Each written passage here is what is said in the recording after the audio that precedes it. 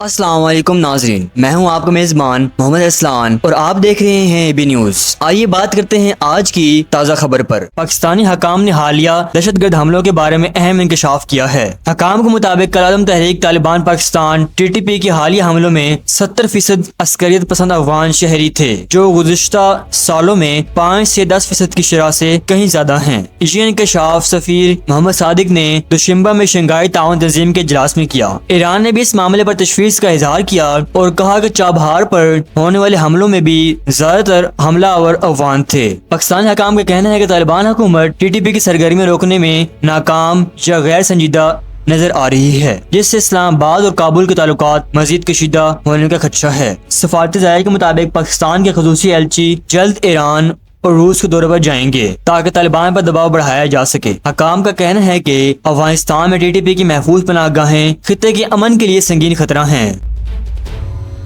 ये थी अब तक की मुकम्मल तफसील। जैसे ही मजीद खबरें आएंगी हम आपको आगाह करेंगे। मिलते हैं अगली खबर में।